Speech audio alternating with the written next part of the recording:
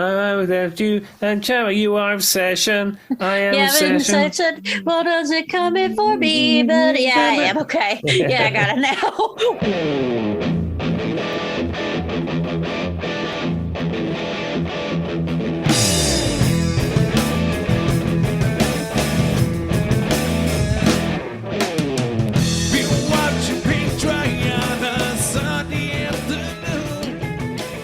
Hello and welcome, everybody. Welcome to the No Name Music Cast. My name's Tim, and this is Joy.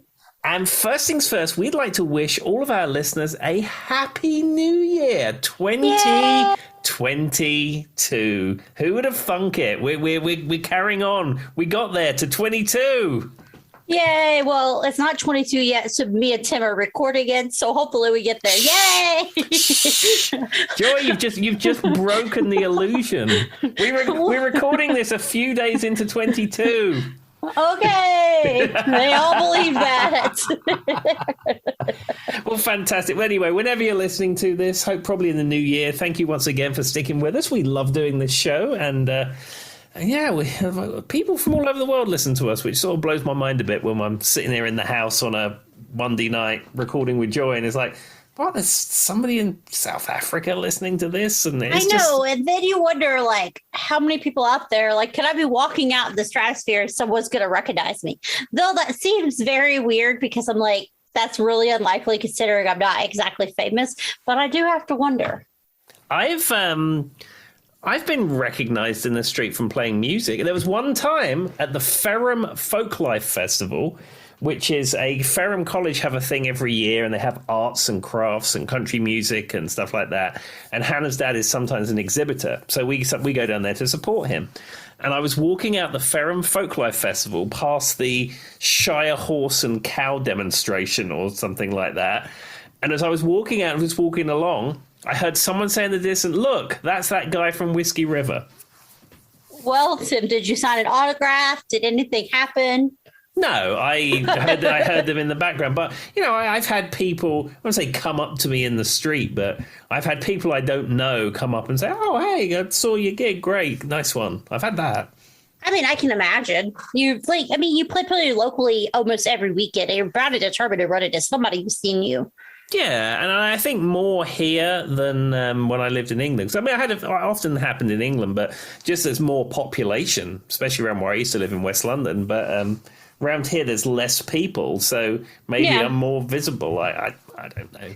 Well, and I mean, not that they're hearing you sing, but in general in life, I think everybody remembers the skinny white British dude. So, like, even if they're not hearing you sing, Tim, maybe if you've spoken to the mic at some point, they're like, "I remember the British one." I feel like that's probably your stick forever. We hired an Australian guy at work. He's from Australia, and he's a basketball player, and he's super tall. What was he, like 6'7", Tim? Something like that. Something crazy. Like that.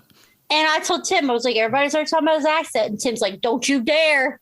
You're not allowed to take it. That's my one thing I got." It's my superpower. Don't take it away. I feel like, and then I was like, well, he can have the tall thing. You'll still keep the accent. I mean, dude's like 6'7", 6'9", something crazy. Yeah, but you know, I'm established. Tim is the established accent guy and does all of our voiceovers. That's all that's his one thing he's got going for him, everybody. Well, there we go. Okay, so we've been opening up a lot of these episodes, and I think we're going to do the same in 2022 with a tip of the day. I've heard some rumblings that a tip of the day jingle may or may not be heading our way, but for now we don't have one. Yeah, Phil. So, Joy, do you have a tip of the day or tip of the day to open up the new year? I'm going to do one that's actually serious, Tim, which never happens. So, well, they are serious, but this one's a little bit more serious. Tim can come to my defense. In the last year, I lost a lot of weight.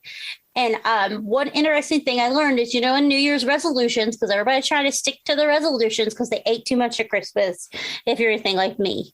And it's all because I don't eat meat. It's all the sides, all the carbs. I love me some carbs. Give me some green bean casserole, y'all. But if you're trying to come up with a New Year's resolution, what you should do and what science says you should do is, and this is what I actually learned whenever I was losing quite a bit of weight, small goals. So yes, your end goal is to lose 58 pounds, right? Mm-hmm. At the end of this year, whatever. That's an extreme number. What if your end goal is to lose 5 pounds? It doesn't matter. What you need to focus on is you need to focus on the small goals. So what I did was I weighed myself every day, and I had at the end of the week I wanted to lose this much, right? But if you're always thinking about that 58 or whatever, even if it's not losing weight, that's just my example. What if it's you want to drink more water? What if it's you want to recycle more? Whatever it is, right? They say the best thing you can do is to chop it up into small little goals. And then once you hit that little goal, to add on to it. So maybe you want to walk 30 minutes a day. Well, you make that through a month and then you start walking 35 minutes, 40 minutes. What they're saying is proof is you will stick to it more long term. Yeah, that makes perfect sense. And do you know what? I actually had a New Year tip that I was going to do, but I'm going to change my New Year tip. Oh, I took the New Year's tip. Because I'm going to channel your New Year's tip about weight loss. So when I first moved here almost 10 years ago, I embraced the American-sized portion. I embraced what they call the standard American diet. And for a few years, I got a little bit larger than I'd ever been in my life, by to the tune of about 35 pounds or so. Mine was about 48, so I understand. Yeah, so and I got to the point where my doctor said you really need to do something about that. So this is before I stopped eating the meat. But one thing, my tip for weight loss was that I had to lose cholesterol because my cholesterol was very high. And so all I did is I looked on, because like here in the United States, everything you buy has got a nutritional breakdown on the side of the box. And it's very easy to do this. It's probably not so much if you live elsewhere and they don't have this. And I think in England it doesn't have it. But on the side of the box, it says how much saturated fat and how much cholesterol is in it. So I just cut everything out that had cholesterol and saturated fat, or made sure it was a very, very, very small amount. And to be honest with you, just by making that one lifestyle change, and of course not quite eating as much, but certainly that, my weight started to fall off. I mean, to be fair, Tim actually just bring on something that I had. I actually got a high cholesterol number, and me and Tim had been in conversation, and I very rarely ate meat as it was. And Tim said one big factor in him getting his cholesterol numbers under was stop eating meat. I'm not saying you have to stop eating meat, maybe just cut back on it, but that really helped me. And honestly, when I stopped eating meat, it made it easier to make healthier choices, and the weight started falling off. Yeah, there we are. Not saying it's for everybody, but it works for me. No, and I mean it's not for everybody, and I'm not really a ethical vegetarian We at all. are nutritionists on this podcast. Please take that for what it's worth. But small goals. Exactly. As I say, I'm not really an ethical vegetarian. If you want to eat meat, enjoy yourself. I've no judgment at all. I will say, though, the longer I've been away from it, you see fluffy cows in fields, and I'm like, oh, I can't eat your family. But if that's not for you, I'm not judging you. That is interesting, though, because the less meat I eat, the more I'm like, oh, that was Bob. I don't want to eat Bob. Yeah, and that's where I'm at with it. But as I said, no judgment if it is might not be for you. Well, I mean, there's plenty of healthy lean meats that you can eat. That's not even it. But I think the big thing is what I was getting at, and what I would say Tim probably is saying, is he made that one little small change. It wasn't a big change, just watching his nutrition labels. They say that scientifically, if you want to make a goal happen, you have to cut it into small chunks. There we are. And then that's the most serious we've ever gotten, Tim. We're normally talking about the relative merits of putting a plug on a toaster or something. I mean, this is probably. Anyhow, so back to the vague music podcast that we do every week. So I decided to treat myself this week. So it's the new year. It's 2022. And I've held off for this one for as long as I can, but I don't know if I could go any longer. And I thought, well, let's start the new year with a crash, with a bang. So I've decided this week's topic, drum roll, is going to be the music of Knight Rider. So the words that I make that noise is the other day, Tim was saying he had his topic picked. I said, well, I already have my topic picked for next week. I hope we didn't pick the same topics. And Tim looked at me and went, there's absolutely no way we didn't, Joy. And now I know why. It is definitely not the same topic. It's not the same topic. So just before we begin talking about the music of Knight Rider had music of the times in the episodes. They had that in every episode, and there's a huge long list of music and tracks that accompanied the 4 seasons of Knight Rider. So I'm not going to go through every one, but I'm just going to cherry pick a few out. But one interesting thing is that when this showed on TV, unlike Miami Vice, which had the original versions, Knight Rider had the songs, but they were all sound alike artists. I guess I knew that because, I mean, I've watched different episodes of Knight Rider, but it's kind of like a third party doing it or something. Yeah, and I think that's probably from a cost perspective more than anything from a licensing perspective. Now, I did hear that when it originally aired, it may have had different versions of the music, but certainly in syndication on DVD, Blu-ray, streaming, etc., it's these sound-alike versions. Makes sense. Well, and I mean, those people deserve those people who are part of the, what is it we call them, like the 7 pop artists from whatever their band is, they deserve some notoriety too. Exactly. Anyhow, I'm just going to give a quick overview of the greatest television program ever to hit the airwaves. So there were 4 seasons, as Joy laughs. I laughed because Tim's face got so bright, the biggest smile he's ever seen. Okay, continue. You guys can't see Tim, but I can see Tim, and that was very funny. So there was 4 seasons of Knight Rider. The first episode was aired on September 26, 1982 on NBC. This year will be the 40th anniversary of Knight Rider, and I'm sure everybody is going to be celebrating. It's a big celebration year. Yeah, it's on my calendar already. Exactly. As we all know, David Hasselhoff was Michael Knight. William Daniels played the voice of Kit. Edward Mulhare was Devon Miles. And there was 2 technicians for Kit over the 4 seasons. You have Patricia McPherson, who was Dr. Bonnie Barstow for seasons 1, 3, and 4. And Rebecca Holden played April Curtis in season 2. Then in season 4, we got Peter Paros as Reginald Cornelius III, or RC3. That was when it started to lose the plot a bit. And even by my estimation, season 4 is kind of going on a downward spiral. Is that where they jumped the shark? That's correct, yes. They did indeed jump the shark. When they brought RC3 in and brought Super Pursuit Mode in and the C button, it was... You knew the time was coming. Darn. So the iconic Knight Rider theme tune was composed by Stu Phillips and Glenn A. Larson. And Glenn A. Larson was the creator of the series, and he was famous for Battlestar Galactica and other such 80s TV shows at the time. So what I'm going to do is, as I said, I'm going to look at the list of songs from the 4 seasons of Knight Rider, and not in any particular order, but I'm just going to pick out a few ones that I thought would be interesting to talk about. Now, a lot of the songs, they were ones that were sort of in the charts at the time, though some of them are a little bit older. So, in fact, the first one that I'm going to pick out is James Taylor's Carolina in My Mind.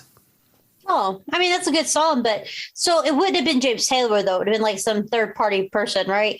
Sure, yeah. And as I said, the list I have is the actual artists. I mean, I don't know who the I was just curious. Yeah, the NBC studio band was or whatever, but... So I grew up on James Taylor. My mom's a big James Taylor. Shout out to Mom. She listens to the podcast. She was talking, my parents were talking on it during the holiday season anyway. So, I have a story about James Taylor, though. So I told you guys that I played the piano, I took vocal lessons, and I attempted to, and I can play the bass. Okay, we've talked about sometimes, I hate to say this, no offense to bass players. This is not good bass players. Average bass players, you can find a lot of them. Good bass players are hard to come by. Can you agree with that, Tim? Yeah, I would agree. I mean, I can play passable rock and roll bass. And I've played bass in bands, and I've played bass at jam sessions and open mic nights and stuff like that. And I can hang with a drummer, and I can play a bit of bass. That's it. I can play a bit of bass. And in a noisy rock band, it's probably passable. However, there's bass players like me, and then there's proper bass players. Bass players that play with their fingers, and bass players that don't just play the root notes and go bum bum bum bum bum with the drummer. See, that's me. I know some basic chords, and I can make a little strum and kind of sound like a bass player, right? I did that at one point. But I told you guys that I attempted. Now, given you put me in front of like a, let's say it's a basic, I don't know, like your most basic hi-hat snare kind of, or let me say like, just like your 4-count, like a basic 4-count with like a hi-hat and a snare drum. And I'm just going, I can do that. I can handle playing the bass drum while I'm doing it at the same time. Right? I can do like a basic 4-count. I could possibly pull off some type of roll with my toms. I even know how to play Wipeout on the floor tom. I understand the basics of a crash cymbal, right? Like I did play drums for a while, but I was never good at it. Does that make sense? Like, sure. Yeah, you could put me in front of a Tom Petty song, like any normal bass, or like even a Beatles song, right? They're all just kind of like the same sound. So I could pull that off, but I was never a good drummer. Well, I told you guys that there was a time where I was so bad at the drums where they put me on the spot that my mom thought I was making fun of the band. So like every other musician in the world, I started out in the church. I'm not in any type of church bands now or whatever, but I took vocal lessons on the side, but I was in church bands too. And that's very common. Tim, you can agree with that. Most musicians, we started out in the church. So I was in a church band and I used to sing. And then I had this novel idea. I wanted to sing and play the drums. So they put me on the drums and I could pull it off most of the time. And there was a Congo player who sat in front of me. He was way better than I ever was. And then I was on my little drum set, and it was, I don't remember what James Taylor song it was. There's a point to this. And baby, I want to stop and thank you, baby. I want, that part where that drum roll happens? How sweet it is to be loved by you. Yeah. So that was the song. And I was supposed to do the drum roll right there, right? There's like kind of like a very distinct drum roll right there. I was so bad at it.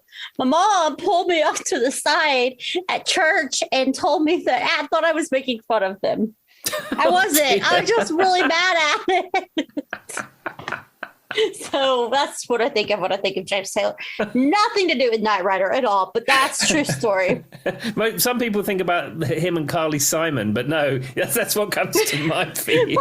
I have a little PTSD from trying to play the drum roll and how sweet it is. Because what they were doing is they were specifically doing the, I want to stop, and then you're supposed to do like some type of drum pattern, but I was not savvy enough to because it's not written in the music. They just wanted me to give them something that sounded cool. But I mean, I've been playing the drums for like 3 days. I was not savvy enough to pull that off. And so instead, I got a lecture that I was making fun of them, but I was just really bad. Oh dear. Anyhow. Tim did not think that's where that was going at all. Not even a little bit. Anyhow, let's go for another song from television's greatest masterpiece. So another track this is a season 2 episode is Yes, Owner of a Lonely Heart. Well, I'm very aware of it because they were owners of a lonely heart. I mean, to be fair, I don't know of any other real Yes songs. That's really the only one I know. Well, the thing is with Yes, they were a progressive rock band in the 70s. They had a song called Roundabout, probably one that you've heard on classic rock radio. Yeah. But a lot of their stuff is very progressive, complicated rock songs. And then in the 80s, Trevor Rabin joined the band, and then they became that radio band that performs The Owner of a Lonely Heart. I mean, and to be fair, I don't know that so was Owner of the Lonely Heart in the 70s or was it in the 80s? It's an 80s song. Oh, I was going to say, because it sounds very 80s to me. Yeah, it's got that breakdown in the middle, which has a very distinctly clean chorus guitar sound, which is like a time capsule of 80s guitar production. Yeah. I mean, it sounds very 80s. It sounds very In Excess, Duran Duran kind of. But I mean, I guess I just don't really know. I'm sure there's probably, what you said, 1 or 2 other songs off that I know of, Yes, but not off the top of my head. Yeah, I think for a lot of people, you probably know Roundabout and you probably know Owner of a Lonely Heart. And you wouldn't, unless you're a fan, you probably wouldn't know deep tracks of Yes. To be fair, though, Owner of the Lonely Heart is an earworm. Oh, it's a great song. Because that chorus will go through your head for the next 6 years. Like, it's definitely an earworm. I tell you what also is an earworm and has been stuck in my head since yesterday and completely refuses to leave is Wilson Phillips's Hold On. Now, That is a great song. I've always thought that's a great song. It's a good song. I bought the CD in a thrift shop of the first Wilson Phillips album. And when I get my CDs, it normally takes me a while to get around to listening to them. So I get it and I put a new box on it and I listened to it yesterday and I thought, yeah, this is great songwriting, great band, singing, production, the whole thing. And then I thought, well, I'll listen to the opening track again, which is Hold On. And it's in F and it's everything about, I think it won Grammys. It's a great song. Oh, 102% it did. Yeah. But will that thing leave my head? Absolutely not. It's been, I woke up with it in my head. So, Tim, I know this is probably something you've never seen, but our audience may have seen the movie Bridesmaids. Mm-hmm. And at the end of it, that's the song that's playing at the wedding is the Hold On by Wilson, because the girls are obsessed with Wilson Phillips throughout the movie, and they end up playing at her wedding. And so now that's what I think of when I think of that movie. It's just a great song. I mean, that's the long and the short of it. It's such a great song. And please, brain, can it go? I need something new in there. What I don't want to do is wake up Tim, tomorrow. I've got another one for you. Oh, Mickey, you're so fun. You're so fun. You blew my mind. Hey, Mickey. So now you can replace Hold On with Mickey. I don't know. It's going to be a while. Darn. Tim told me he had blacked out Mickey from his brain because it couldn't leave. Well, you could listen to Islands in the Stream. I know that's another one that's an earworm for you. Yeah, that's a great song. I do like Islands in the Stream, but I don't know. I'm currently in that. It's going to have to go organically, and when it leaves, we wish Wilson Phillips goodbye, and then until next time, Wilson Phillips. Now I just really want to watch Bridesmaids. All right, what's our next song? Well, this is a season 3 episode, and it's Prince, When Doves Cry. Well, I mean, we talked up Prince during the last episode pretty heavily. Mm-hmm. I mean, this is a very unique song. I may have mentioned it before, but you don't notice this until it's pointed out. It does not have a bass line on it. Yeah, you were saying that. And then I went back and listened to it. It totally doesn't. But it's almost like it's not necessary to make that track work. No, and I think what happened is he put a bass line on it and it just didn't add anything. And he took it off and he went, well, there you go. There's your song. Well, it's kind of like... for people who don't know this, I minored in musical theater, so I had to take plenty of theater classes. One thing they say when you're trying to make let's say an actor, let's say if you purposely, Tim, and you're portraying a character and you add a lisp, right? Mm-hmm. If that lisp doesn't add anything to the character, all it's doing is distracting. So if there's no benefit to bring that to the character, like there's a reason why it has a lisp, it comes through, you know what I mean?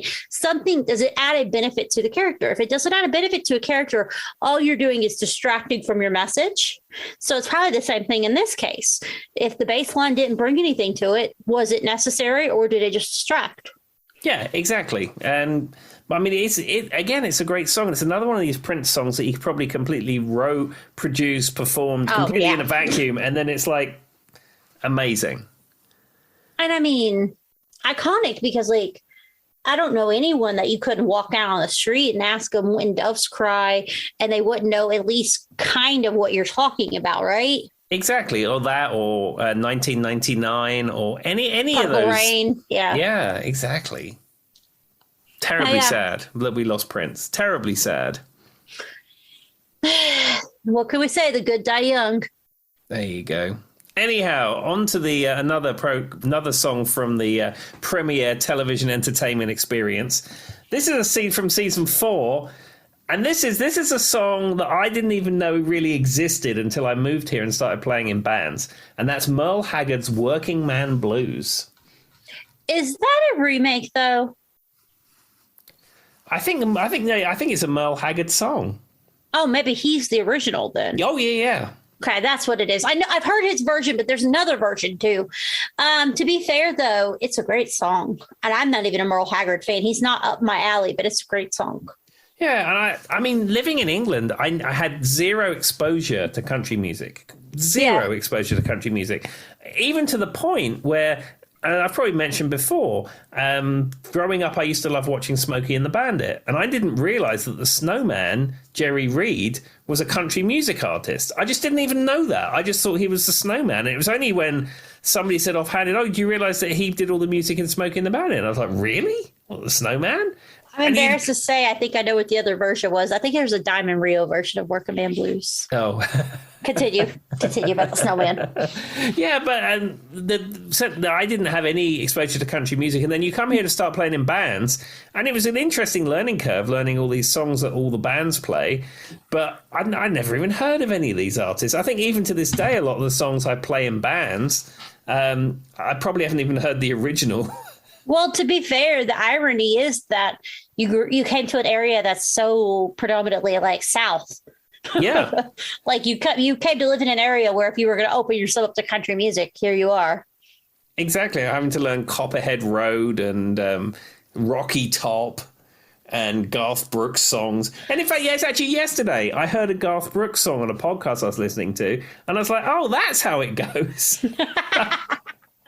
So I could never hear Rocky Top again and be completely satisfied in my life because, hear me out, y'all. So, oh God, I said y'all. That's the perfect example, but hear me out, y'all. So I grew up in Southwest Virginia, if you haven't picked up on this yet, which is why I sound the way I do. And Rocky Top was this. So we have like in America, for those who aren't in America, we have our school bands who play at football games and they do what's known as like fight songs. Mm-hmm. And one of our fight songs was Rocky Top. And if you've never heard Rocky Top, I mean, it's pretty basic. Rocky Top will always be, and it's got a beat, right? So there was a stupid cheerleading dance that used to do. And for some reason, the cheerleaders really like to do this one specifically. So they would do it at the football games, which is the normal thing for a fight band. But for some reason, it would always get played at every high school dance, every pep rally, everywhere as it could be, just so the cheerleaders could do this one stupid dance they liked. And now I can't hear Rocky Top without thinking about that. Yeah, I'm just sick of it from playing it in cover bands, to be honest. I may have, I don't know, we may be on par of how many times we've heard it. Rocky Top. To be fair, it's got a great kind of rhythm to it. I get what you would like it. You know what I mean? Like, I get it, but I'm like, no. Now, the other two that were my fan favorite, these two I have not, actually, these three I will never get burnt of. And I know one of these Tim is burnt out of. But for some reason, these were the three that got played at every high school event. It wasn't our spirit band, but like, for some reason, our DJ or whoever would always play it. And these were the ones that make me think of high school. It's Friends in Low Places, which I will never get tired of. Me and Garth Brooks, I will never get tired of it. This is the one Tim probably can't stand. Nitty Gritty Dirt Band, Fishing in the Dark. Fishing in the Dark, yeah. I've played both. Fishing in the Dark is in drop D tuning. I do know that. And that in fact, Friends in Low Places was the one I heard on that podcast yesterday, and I've played it in bands. I didn't know what the title was, and I didn't really know how it went because you're playing a gig, someone will shout it out, the rest of the band know it and start playing it, and I just like, oh, this is not hard. It's like C and F and D and something. Okay, did you know there's a special third verse? There's a secret third verse. You got to Google that later. Anyway, that only certain times Garth Brooks brings out. And then the other one, which I know Tim is probably going to find really random, but for some reason sums up my high school career because it always played everywhere. It's Kung Fu Fighting. Carl Douglas. I don't know why, but it was played everywhere. Every high school event, some DJ was always playing those three songs. They literally sum up. Every once in a while, Cherry Pie would come up, but not as much because you really should be playing that at high school production anyway. No, that's a Cherry Pie is a song that you play in a gentleman's club. That's not somewhere that you would. Do not give the cheerleaders any excuse more to dance. All right, what's the next song? Okay, so the next one is back to season 1 of the most amazing television experience ever known on television. I've completely run out of things to say. I might just say the next.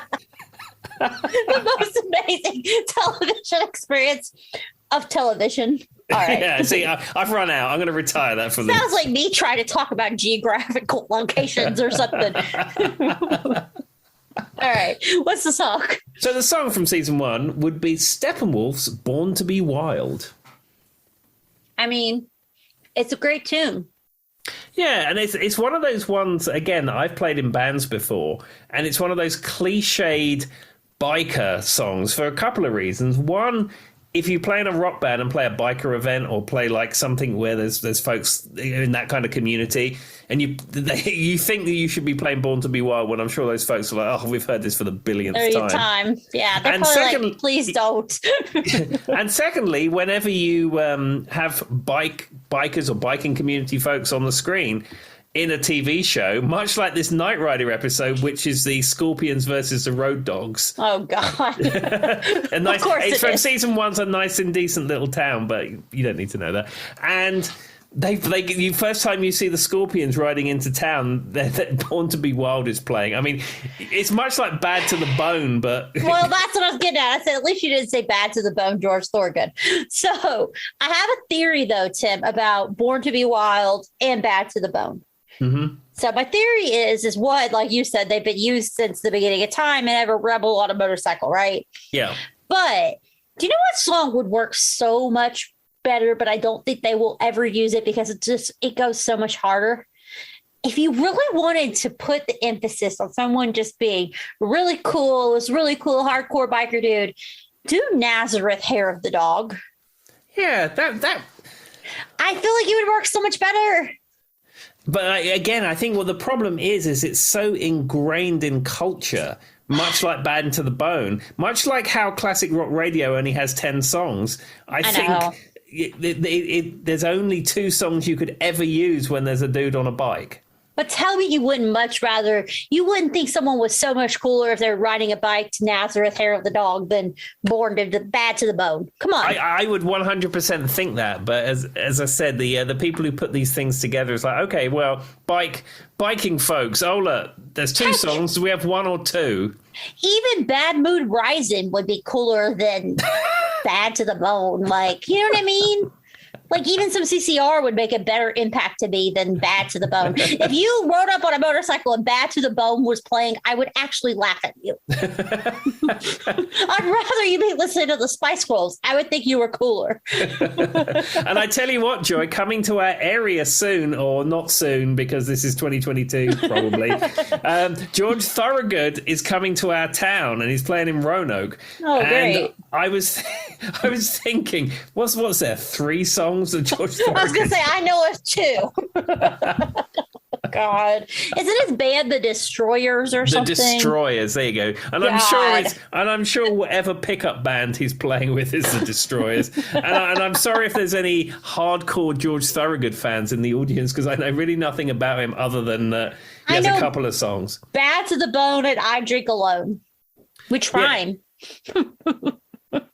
Yeah, he did. The other songs I know of his, I can't think of the title, but the ones he performed at Live Aid, which I think was, but they all sound vaguely like Bad to the Bone. That's what I'm saying. Like, I don't know. Does he have like something like Who Do You Love? No. Yeah, maybe. Who Do You Love? I think that's one of his songs. I don't know if that's actually his song, but oh no, it's Bo Diddley, isn't it? Yeah. Yeah, he just does a remake of it. I think Bo Diddley is much like George Thorogood. Bo Diddley played lots of songs that are all much the same, and he mentioned his own name in those songs continually, and they all had what they call the Bo Diddley beat. Well, to be fair, that shows you how little I know of him. I knew that kind of sounded like a George Thorogood song. But then as I said that, I was like, that's probably not actually him, is it? But the difference is, in my opinion, Bo Diddley is significantly cooler than George Thorogood. I can agree with that. But I mean, I don't know. I just feel like if you're really going to emphasize to me someone's cool, you could probably pull it off with either, like I said, Nazareth. You could even do some CCR. I mean, heck, you could even do Jim Croce, like Jim. Like, what's the song I'm thinking of? What's the Jim Croce? It's fine. It doesn't matter. Like, Jim Croce could even be cooler than that. Like, heck, Time in a Bottle would be cooler than that to the bone. I don't know. Don't mess around with Jim. What is that song? Bad Leroy Brown. Yeah, bad Leroy Brown would still be cooler than Bad to the Bone. There we are. Well, next time I bump into somebody who is responsible for putting music in TV productions, I'll get them to give you a call. I will give them a 7-page. I mean, we could do a whole episode, Tim, on songs please don't use in movies or TVs anymore. I mean, if you're going to go on a first date and you play I'm So Excited by the Pointer Sisters, you get an X. Cut it off. We're done. All right. What's the next song? Okay, the next song is from season 3 for a TV show I like a lot. And this is Survivor's Eye of the Tiger. This could be on the list. Cut it out. Never again.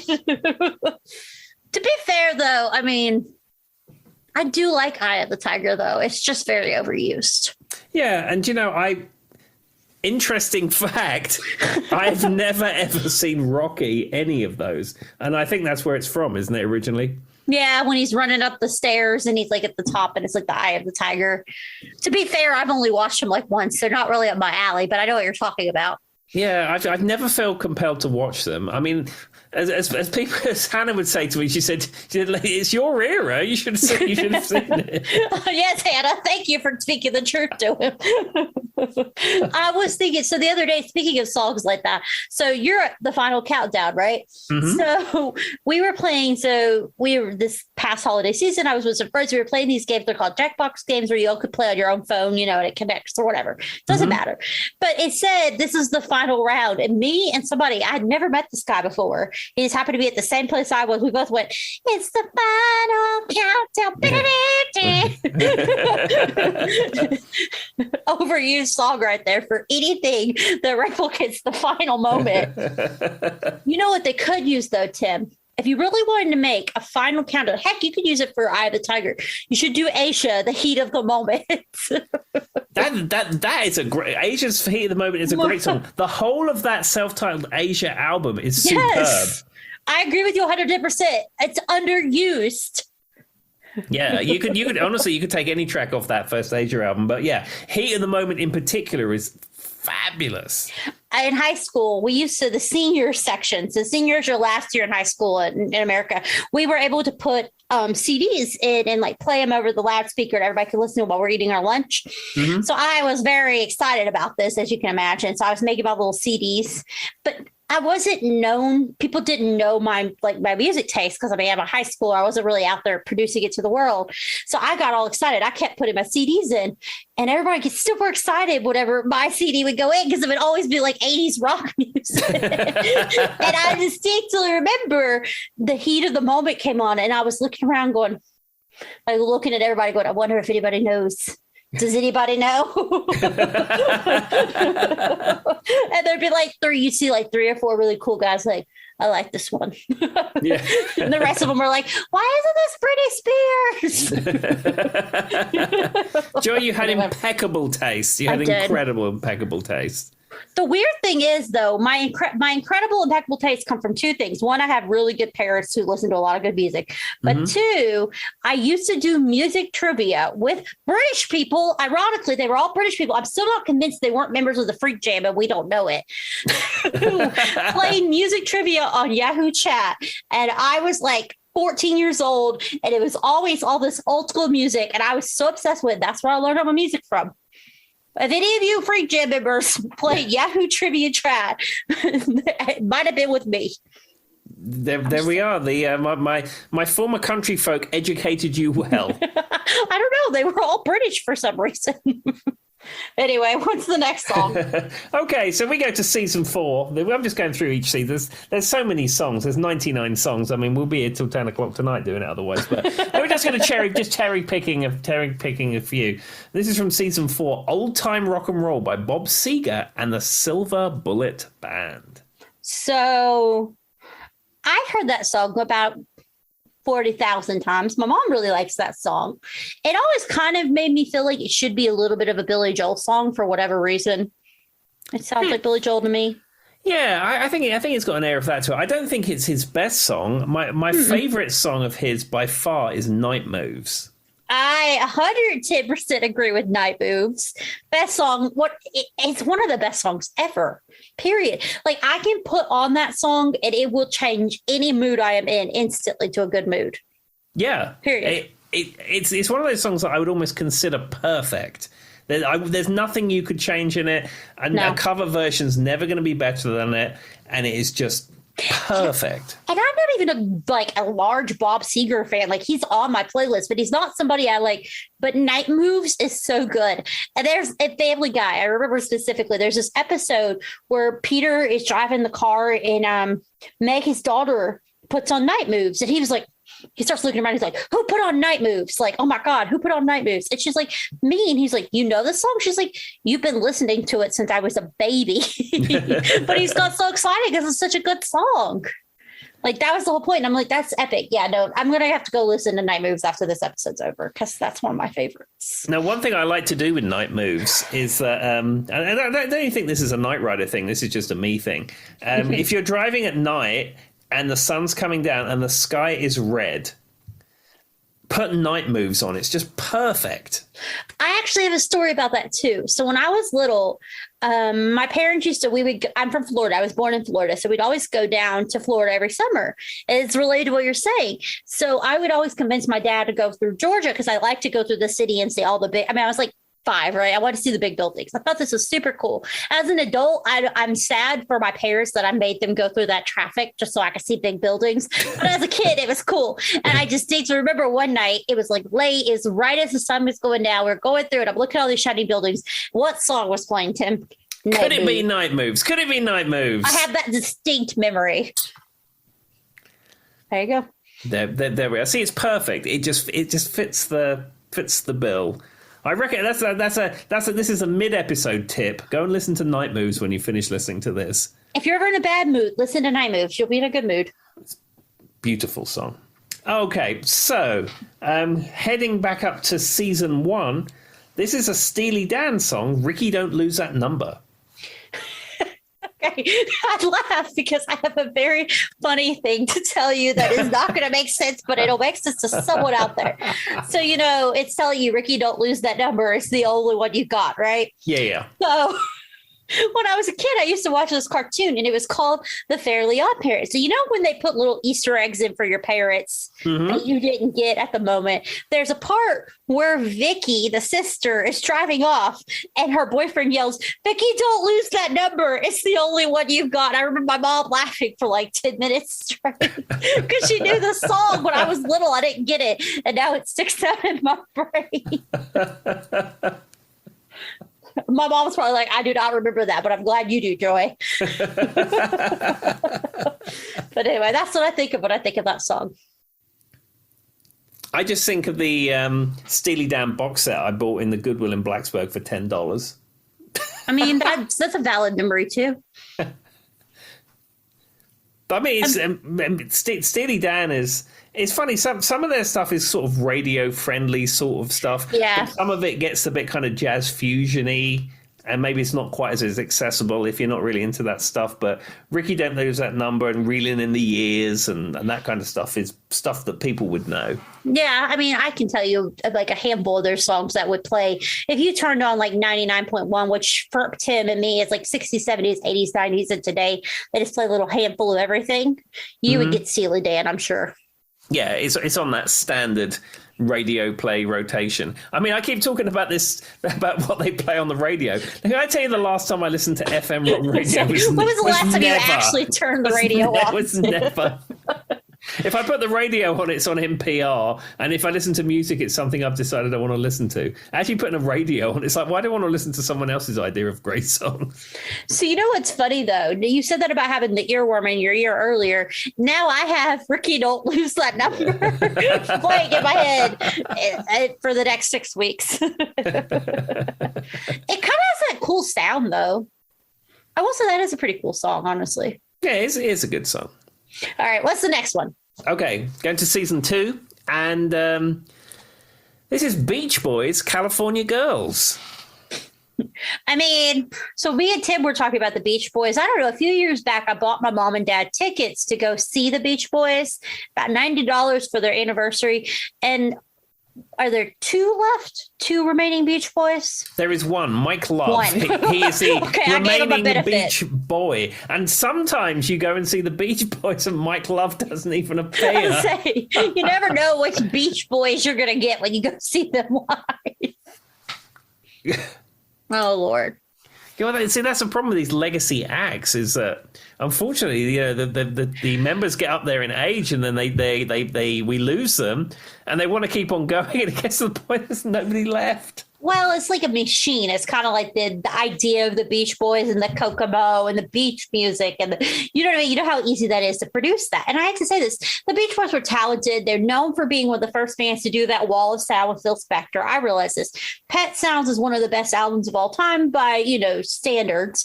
I'm not a huge Beach Boy fan. I do think God Only Knows is a beautiful song. Mm-hmm. And I do think there's a few Beach Boys. I mean, I can listen to Kokomo like 1,000 times. It's a fun song. And my parents used to take me to beach music concerts a lot as a kid, but we tended to be more on the Motown, like under the Drifters type sound. Mm-hmm. So my parents brought me to a lot. But you see how you could easily replace members of the Beach Boys and still get that sound. And it could you see how you could keep producing money from it. You know what I mean? Exactly. It's like the Monkees. I think there's only 2 Monkees left. Yeah. But they're still going out as the Monkees. It's just funny because in any other situation, it's like there's only 2 Monkees left. No, I'm not actually talking about monkeys. The Monkees. The Monkees. The Monkees. Who were never really a band originally, but anyway.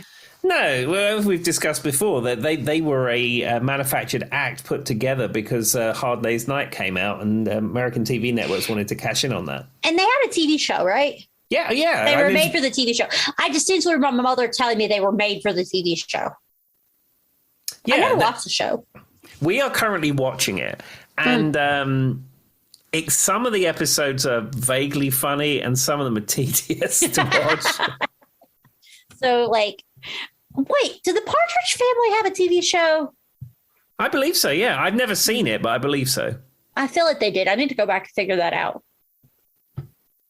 I think everybody like that had a TV show. The Osmonds probably either had a cartoon or a TV show. I have a fact.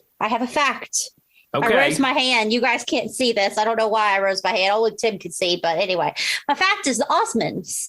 Mm-hmm. So Donny Osmond, did you know what Disney character he sang the voice for?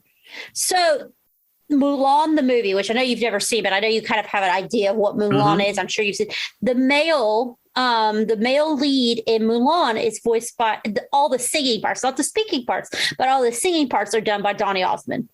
Wow, that's cool. I mean, I hear that Donny Osmond in real life is super, super cool. And have you ever seen the Weird Al Yankovic's White and Nerdy video? Yeah.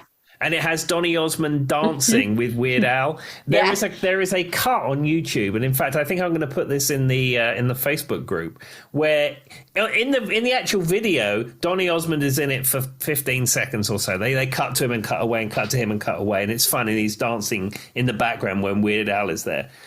There's a cut on YouTube that Weird Al posted a number of years ago, which is the raw footage of that, and he's dancing the whole way through the song. And he was apparently said to him, "Do what you like." And it's really, really cool. That's adorable. So I know Tim thinks it's absolutely outlandish and ridiculous, but I did watch The Masked Singer the first few episodes. And in The Masked Singer, spoiler alert, if you've never watched the first or second season, he was the peacock. And he was the peacock because he was grandiose, kind of put on a show, the Vegas kind of feel. Mm-hmm. His voice, Tim, to this day, amazing. His voice is so good. I'm talking about the tone, the power, the way he commanded a stage. I don't even think before I watched The Masked Singer, I knew how good of a singer Donny Osmond was. I really don't think I knew. Well, he had a show with his sister at the Flamingo in Vegas for 10 plus years. Yeah. And I think him and Marie Osmond had fallen out and they'd only speak to each other on stage. But, you can't carry a show like that for as long as that if you're not a good singer and a good performer. Well, I guess I just think maybe society hasn't given him his accolades because, he's known for being the Osmonds and, but that was kind of thing, the peacock, and he kind of had a glittery kind of outfit. It was a hint to his Vegas show. And I picked up that it was him because there was a couple of hints about Utah and he's from Utah originally. Mm-hmm. So I kind of figured out it was him. And I also knew he did the voice for the Disney. And so I picked up on the tones, but the song, The Greatest Show, the movie, The Greatest Showman, some of the songs on that and stuff he did on there. I mean, I had no clue, though. I'm kind of embarrassed. I had no idea how good his voice was. Yeah, and as I said, you don't have that sort of longevity. And another one person like that is Barry Manilow. Yeah. I mean, people are quick to make fun of Barry Manilow, but you don't have that longevity and be able to sell out places for years and years and years if you can't bring it. But it's also like the showmanship, like Barry Manilow and Donny Osmond have that showmanship. I think that makes a big difference too.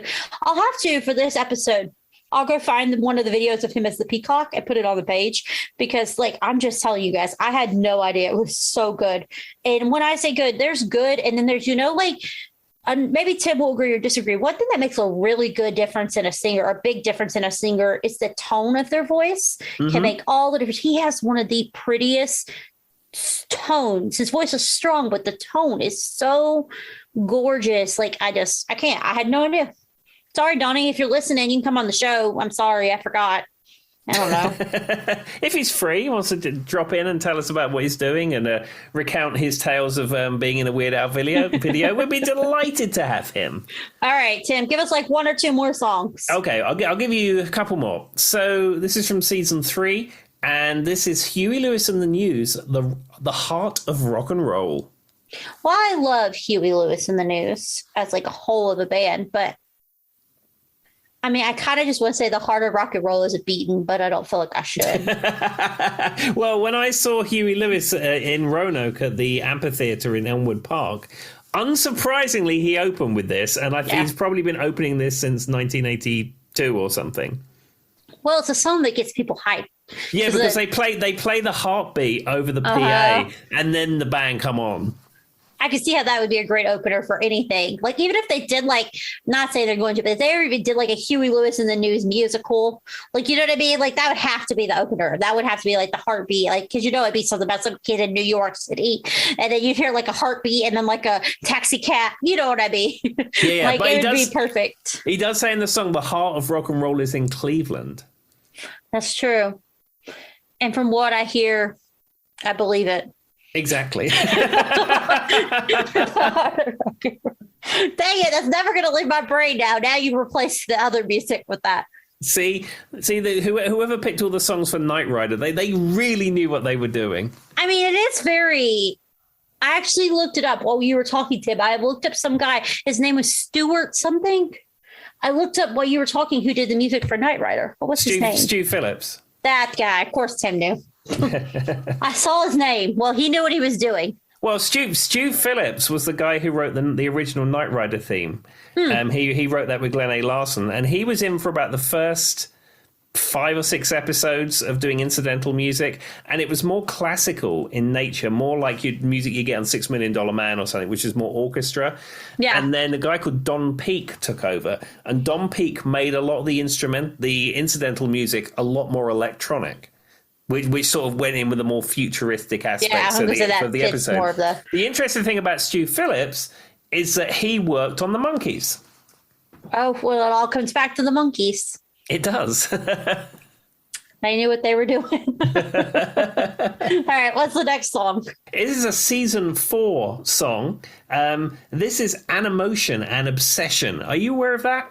Not off the top of my head. He goes, I without you, and you are obsession. I am obsession. What does it come in for me? But yeah, I am. Okay. Yeah, I got it now. Wow, that's the world's worst version of that. Just me and Tim making noises and someone's listening to us in their car going, was that a song? See, I should explain. So Joy and I, at the very beginning of this podcast, decided that we would go copyright free. We decided not to include music. There are ways that you can do it, but you have to pay like a license fee, do all that. Or you have to use a host that pairs with Spotify or something. And we thought, do you know what we're going to do? We're just going to use no music other than music that we own or play on or that kind of stuff. So. Yeah, no, it's just funny because you were just like humming it. I kind of made the noise back at you and I'm like, yeah, I get it. I do know that song though. I wouldn't know it by name off the top of my head. But it's one of those songs that you hear it and it's such an 80s song. It's very 80s. Very 80s. But are they one-hit wonders, I would imagine? I think so. I mean, I don't know anything else that Animotion did. Yeah, never even. I mean, I've heard it. That song that I think is probably on the soundtrack of a lot of 80s movies, honestly. Maybe they Yeah, made enough of one song. I mean, back then you could probably do that. I mean, with royalties and sales and stuff like that. Maybe that's all you Probably. needed, just one song, and you were set. I say that, and then you could move on and do other things. But yeah, I've heard that song before, but that does fit into your futuristic kind of electronic sound too. Exactly. And as we all know, Knight Rider accurately predicted the future. Almost everything came true. Self-driving cars, things you can talk to that talk back. Not quite sure about turbo boost and molecular bonded shell, but much of that stuff. And if you think like, even like in your own car, at the time, nobody had a digital readout for the speed. Nobody had screens in their car. Nobody had a map that you could bring up in your car. Nobody had a thing where you could talk to your car. Now we all have it. Yeah, and like my car is a base model, and I plug my phone in it, and I can press a button on the thing and say, "Take me to Taco Bell," and it gives me a map, and it maps it out and tells me there. Or tell me what traffic's like in Roanoke, and it will tell me. Yep. And I've got like multiple screens in my car. Yeah, it all came true, and it was Knight Rider did that.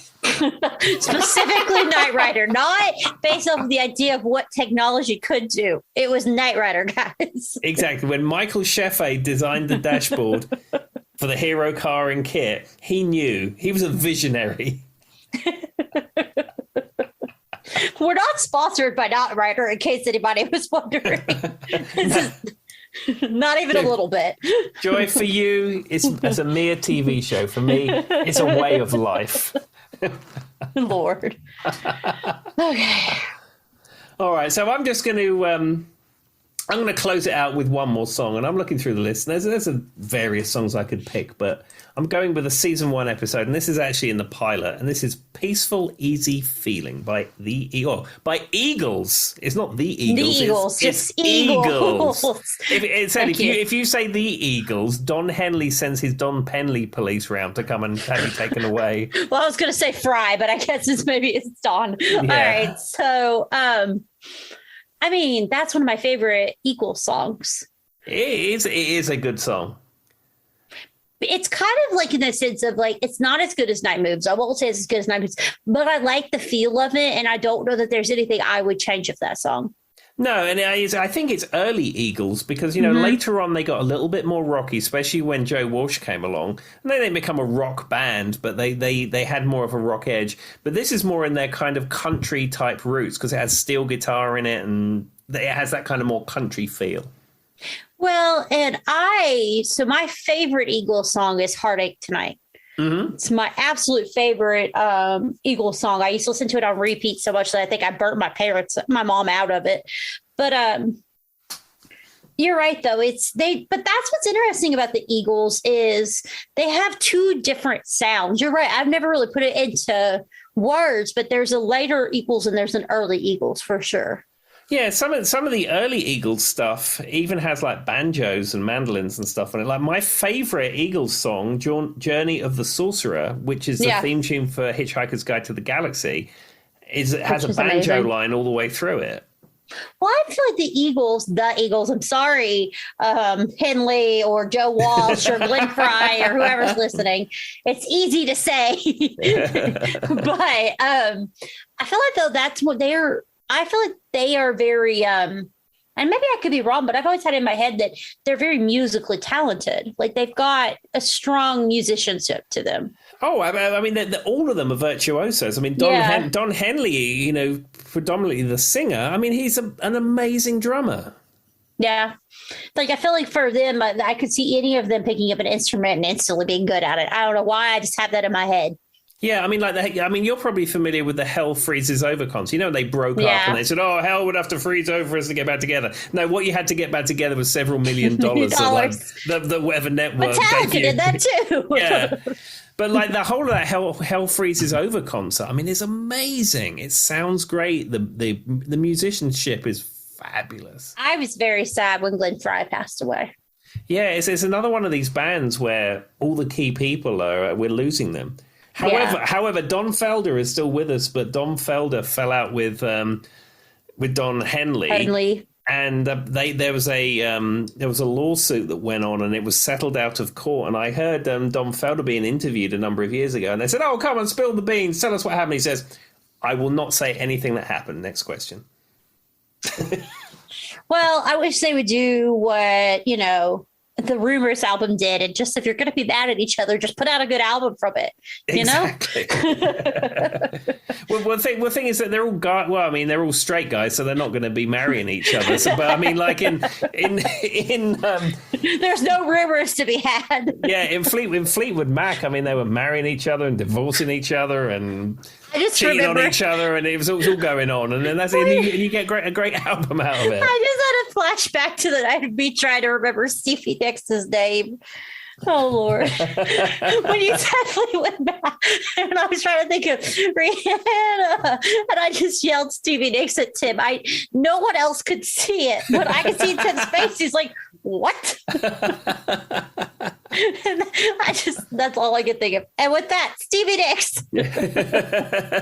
Well, we'll leave it here with Joy shouting Stevie Nicks. I just want to remind everybody the motto from Knight Rider: one man can make a difference. Yay! Bye. See you later. Bye bye. To remind me of another day to